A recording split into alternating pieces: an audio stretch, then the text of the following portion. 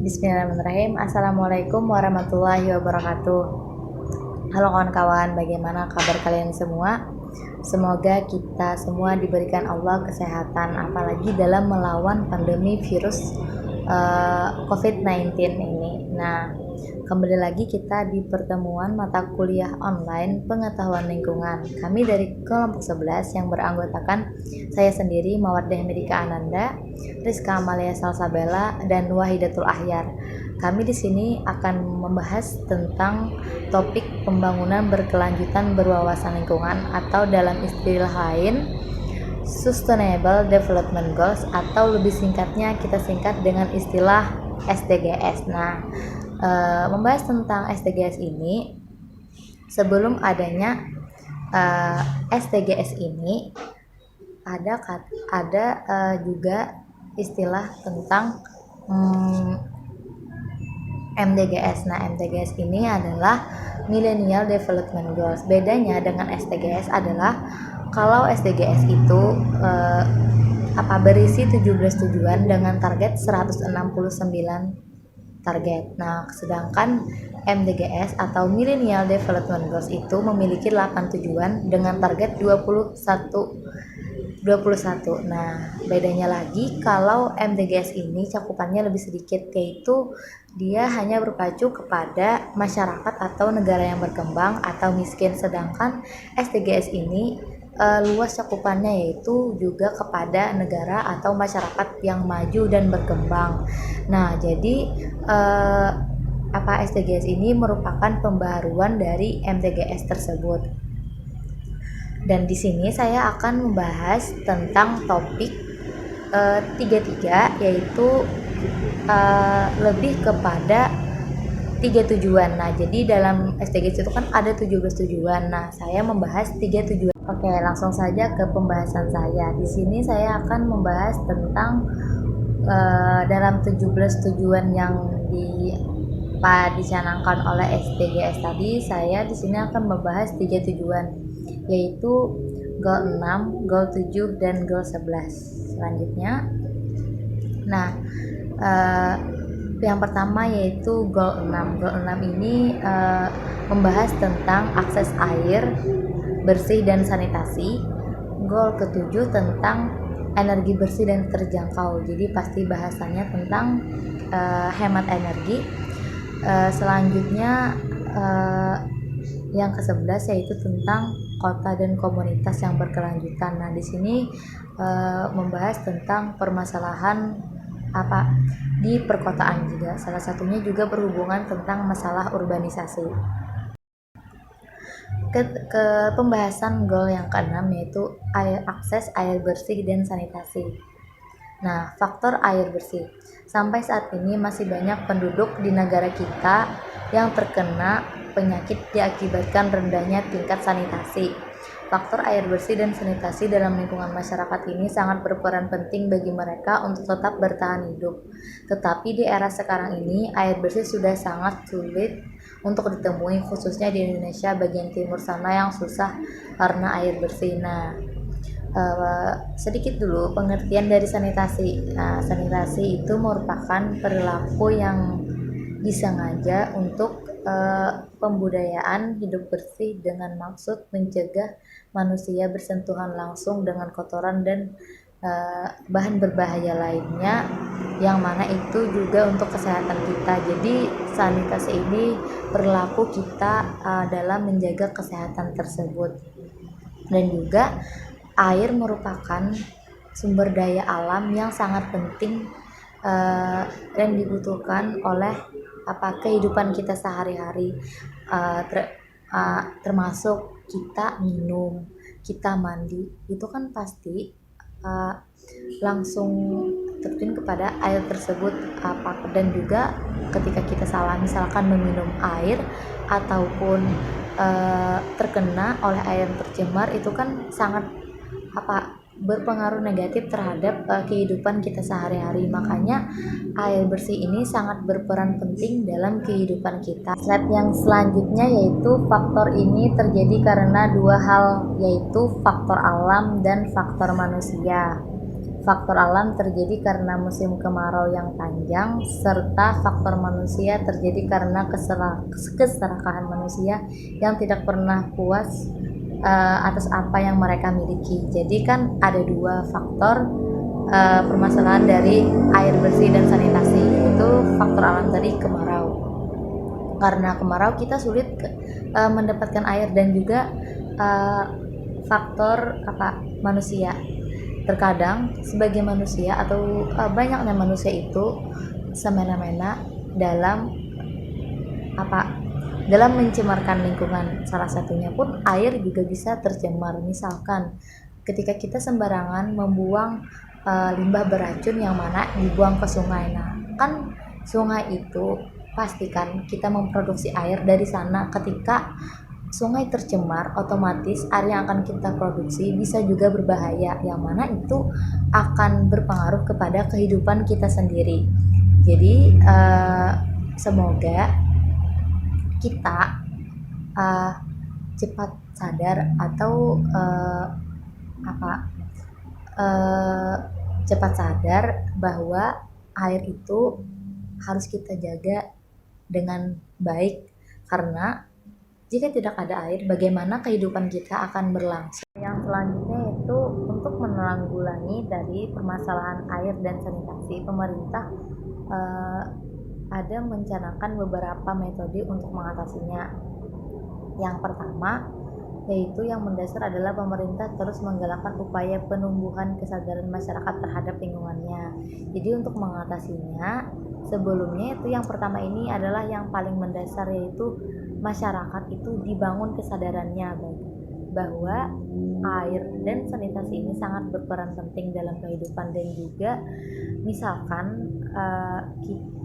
yang metode pertama ini bisa dilakukan dengan cara penyuluhan. Jadi misalkan dari pemerintah datang ke setiap desa-desa melakukan penyuluhan, dan targetnya tidak hanya dari masyarakat saja, namun juga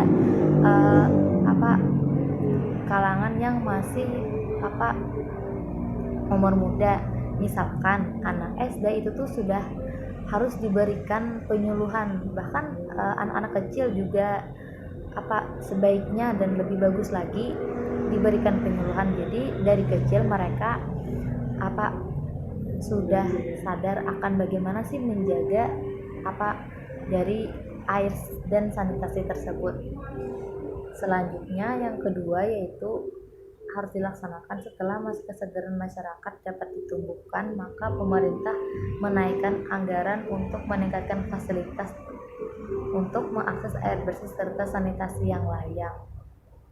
Jadi setelah misalkan masyarakat sudah sadar, nah baru pemerintah itu menyiapkan atau melengkapi segala fasilitas dari air dan sanitasi tersebut yang kurang. Jadi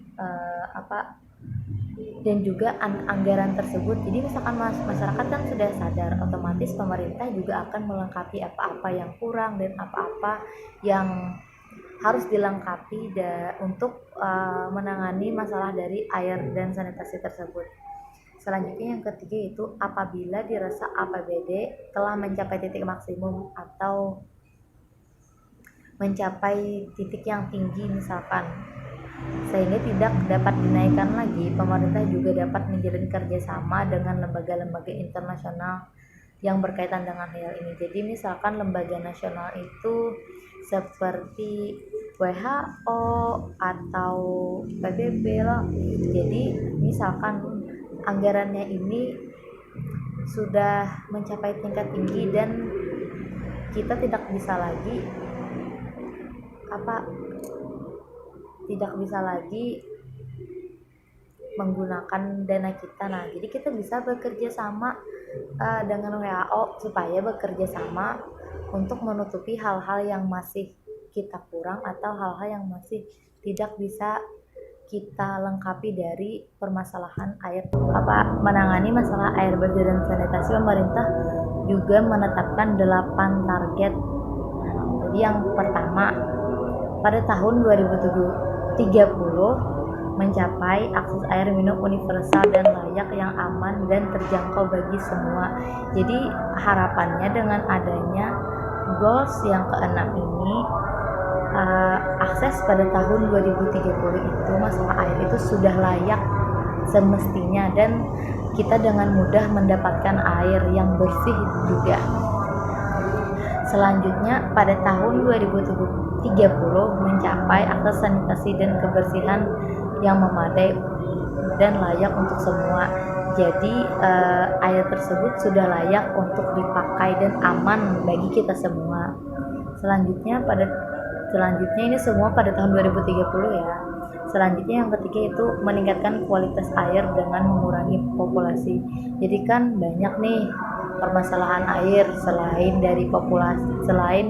dari banyaknya permasalahan. Jadi dengan adanya program ini, masalah tentang polusi itu juga teratasi, dan juga dengan kurangnya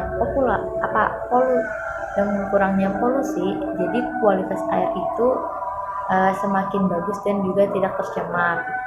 Selanjutnya, secara substansial meningkatkan efisiensi penggunaan air di semua sektor. Nah, jadi kita dengan mudahnya mengefisienkan penggunaan air. Jadi tidak ada lagi negara ataupun masyarakat yang sulit mendapatkan air. Jadi semua efisiensi dan bisa dengan mudah mendapatkan air tersebut.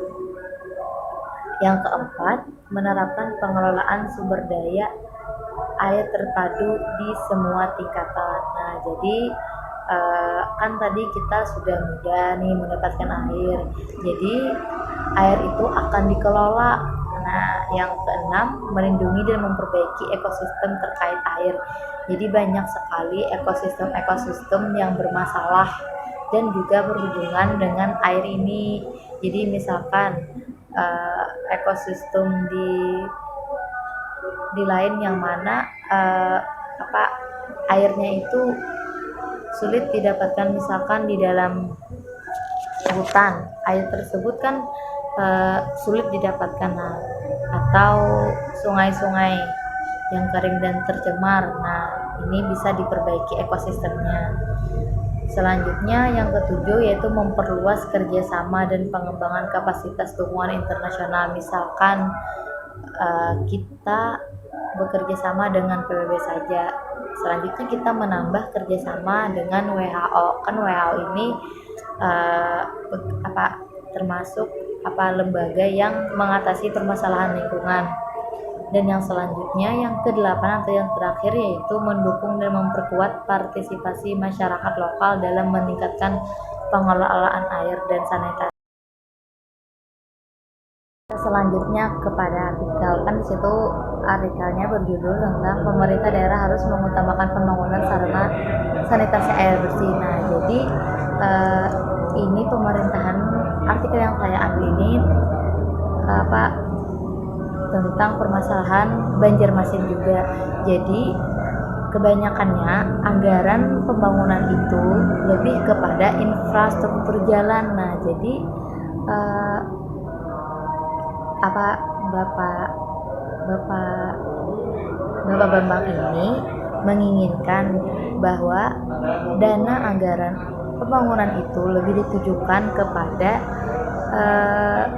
pengadaan air bersih dan sanitasi. Kebanyakannya penggunaan biaya ini lebih kepada infrastruktur jalan. Jadi harapan dari Bapak Bambang ini bahwa kalau misalkan dari pemerintah atau anggota-anggota yang lain itu membuat proposal untuk PAK yang lebih besar kepada program sanitasi dan air bersih. Jadi masyarakat juga bisa membuat sanitasi dan bersih secara sendiri dengan dukungan pemerintah.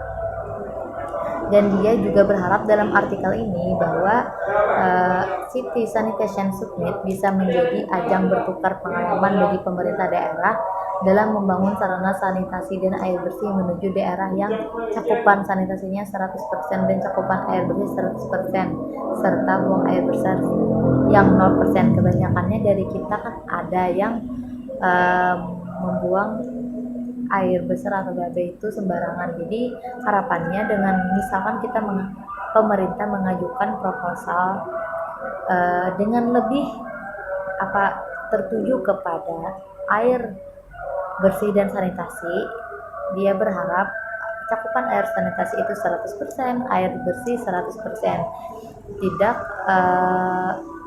kepada infrastruktur jalannya, tetapi lebih kepada masalah air. Slide yang selanjutnya yaitu tentang goal yang ketujuh mengenai energi bersih dan terjangkau. Nah, jadi di sini akan membahas tentang bagaimana cara kita memakai atau memanfaatkan energi itu secara bersih dan terjangkau atau mudah didapatkan. Karena sumber energi juga berperan penting terhadap aktivitas kita sehari-hari. Tanpa energi kita tidak bisa juga melakukan aktivitas sehari-hari. Nah, selanjutnya kebutuhan energi akan terus meningkat seiring meningkatnya jumlah penduduk dan sumber energi yang digunakan jumlahnya terbatas, sehingga perlu dicari dan mulai digunakan energi alternatif yang lebih berkelanjutan.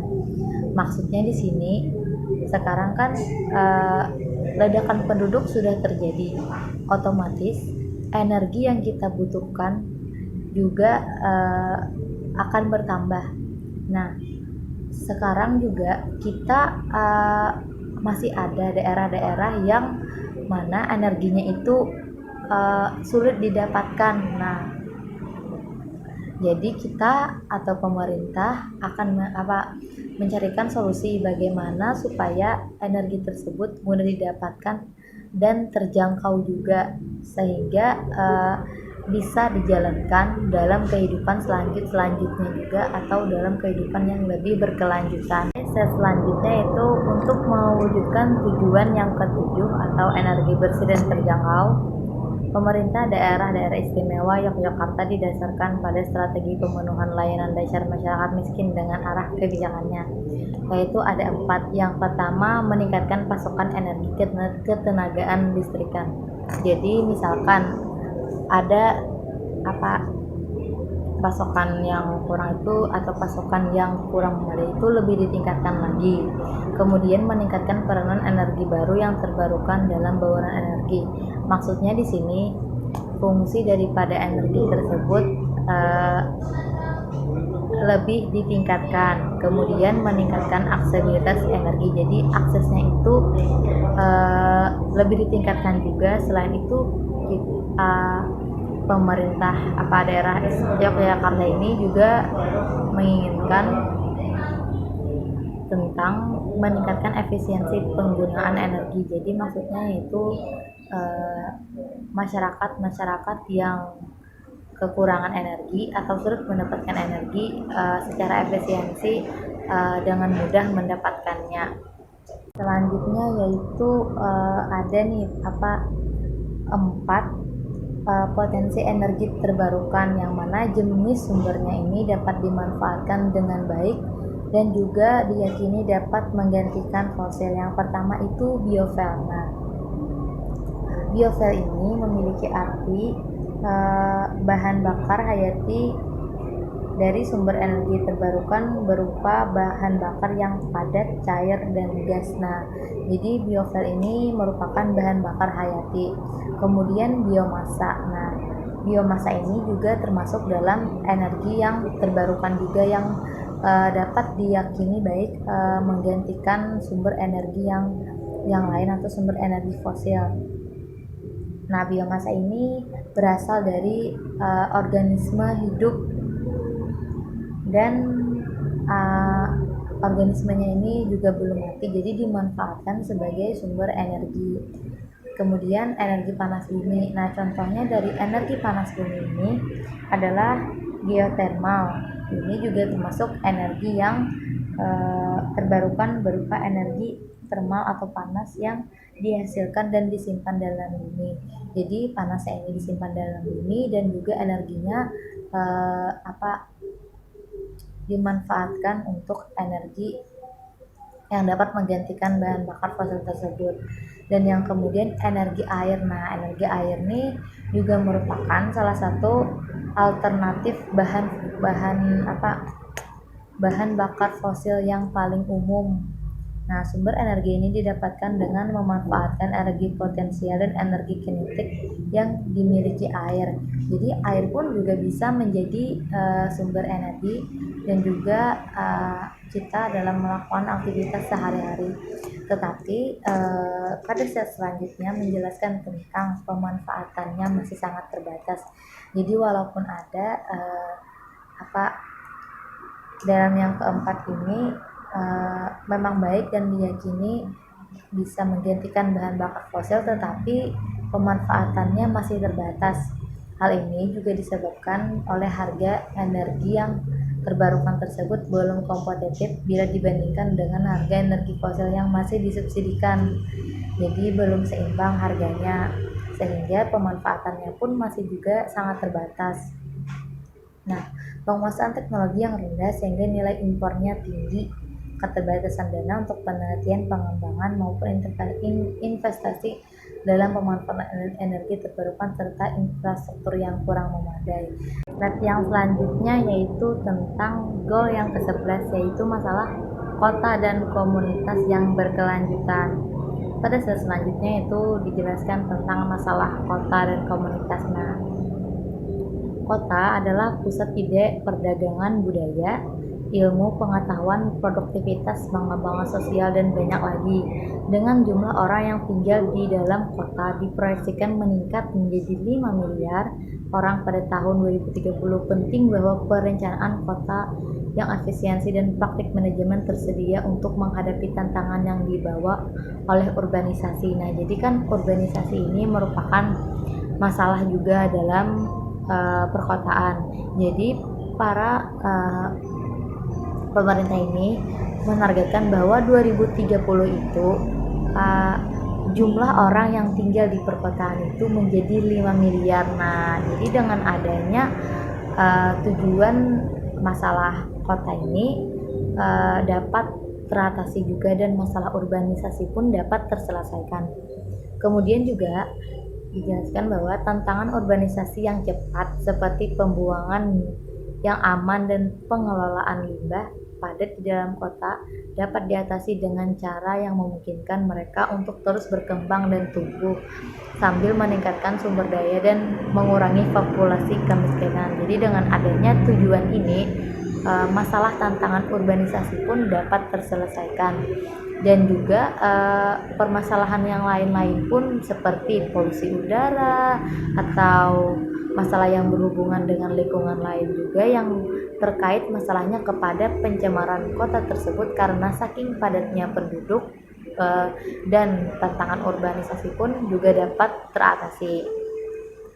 Nah, ada 7 target yang ingin dicapai dalam tujuan 11 ini atau SDGs, yaitu yang pertama pada tahun 2030 nanti memastikan akses terhadap perumahan dan pelayanan dasar yang layak, aman dan terjangkau bagi semua dan meningkatkan mutu pemukiman kumuh. Jadi pada tahun 2030 nanti pemerintah akan memastikan akses dari perumahan atau pelayanan dasar itu bisa mudah didapatkan dan juga pemukiman kumuh itu sudah dapat teratasi. Kemudian yang kedua yaitu pada tahun 2030 menyediakan akses terhadap sistem transportasi yang aman, terjangkau, mudah diakses dan berkelanjutan bagi semua. Jadi maksudnya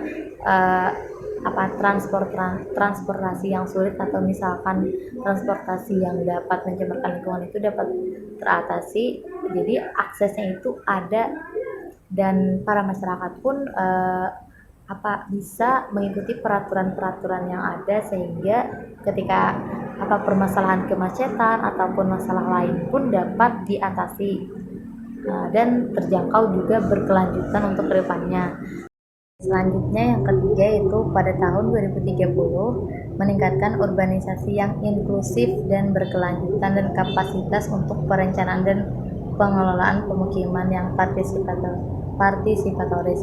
Jadi masalah inkubasi ini diatasi secara inklusif dan berkelanjutan, dan kapasitas perencanaan dan pengelolaan pun juga berpartisipasi dalam hal itu. Kemudian yang keempat, menguatkan upaya untuk melindungi dan menjaga warisan budaya dan natural dunia. Jadi di dalam perkotaan pun masalah budaya dan juga natural atau kealamian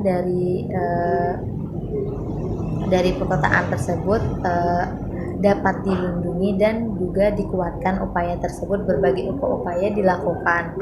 Selanjutnya yang kelima, pada tahun 2030 secara signifikan mengurangi jumlah kematian. Nah, jadi kan dalam tiap harinya pasti ada nih jumlah kematian dari berbagai kota bertambah, pasti ada setiap harinya orang yang meninggal. Jadi di sini secara signifikan dilakukan berbagai upaya-upaya, dan jumlah orang yang terkena dampak dan secara substantif mengurangi kerugian ekonomi langsung. Jadi kerugian ekonomi pun yang dulunya sangat fatal juga dikurangi atau teratasi sedikit demi sedikit dan juga berkelanjutan. Selanjutnya yang keenam, pada tahun 2030 mengurangi dampak buruk terhadap lingkungan per kapita di perkotaan. Jadi kan banyak nih, saking banyaknya dampak-dampak dari permasalahan padatnya perkotaan dan juga komunitas-komunitas itu menimbulkan berbagai masalah. Salah satunya misalkan kemacetan, polusi udara. Nah, dan dengan adanya tujuan yang ke-11 ini, semoga pada tahun 2030 itu dampak dari permasalahan-permasalahan tersebut teratasi. Dan yang terakhir atau yang ketujuh, yaitu pemerintah akan menyediakan akses universal atau keseluruhan terhadap ruang-ruang publik yang aman. Nah, jadi ruang-ruang ini pasti aman dan dan inklusif, juga mudah diakses dan hijau. Hijau ini maksudnya pemerintah akan lebih mencanangkan seperti program penghijauan yang mana itu akan berdampak positif bagi lingkungan perkotaan. Jadi yang namanya polusi udara itu juga dapat diatasi dengan adanya penghijauan ini. Kesimpulannya itu, kita sebagai warga negara itu misalkan terdapat keluh kesah tentang masalah perkotaan, kita harap dikritisi. Jadi atau misalkan pembangunan yang diselenggarakan oleh pemerintah, kita tanggapi, jangan kita acuh. Nah, tetapi kita juga berkomentar.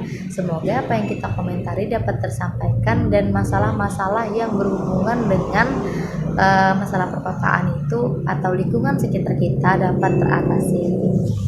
Nah, dari 3 goal yang saya sampaikan, dari goal masalah air, masalah energi yang terjangkau dan hemat, dan juga masalah kota dan komunitas, itu merupakan salah satu tujuan yang mana itu akan berdampak positif dan akan menjadi pembangunan berwawasan lingkungan yang berkelanjutan di permasalahan air, karena masih banyak lagi negara yang sulit mendapatkan air bersih dan sanitasi yang memadai.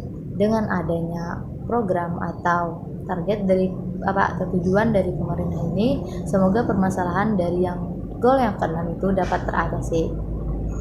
Dan juga yang ke-7, masalah energi. Nah, kan antara sumber daya alam dengan sumber daya manusia itu terjadi tidak seimbang, sehingga banyak masih masyarakat yang di pedalaman tidak mendapatkan energi yang layak. Sehingga dengan adanya tujuan yang ke-7 ini, semoga masyarakat pedalaman atau daerah-daerah yang belum bisa mendapatkan sumber daya energi yang layak dapat merasakan juga sebagaimana yang kita rasakan sekarang. Selanjutnya, permasalahan kota. Semoga dengan adanya tujuan ini atau tujuan yang ke-11 ini, masalah tentang tantangan urbanisasi juga dapat teratasi, atau masalah-masalah yang mana dampaknya imbasnya ke perkotaan itu juga dapat diatasi, yang mana banyak sekali terdapat di era kita seperti pemukiman kumuh, padatnya jalan atau lalu lintas, dan polusi udara pun masih banyak terjadi. Nah, dengan adanya tujuan yang ke-11 ini, pemerintah juga dapat mengatasinya dan pasti terlaksana, dan semoga juga kita bagi para masyarakat mendukung dengan adanya 17 tujuan yang dicanangkan pemerintah tersebut. Jadi itu saja yang dapat saya sampaikan. Salah hilaf mohon maaf.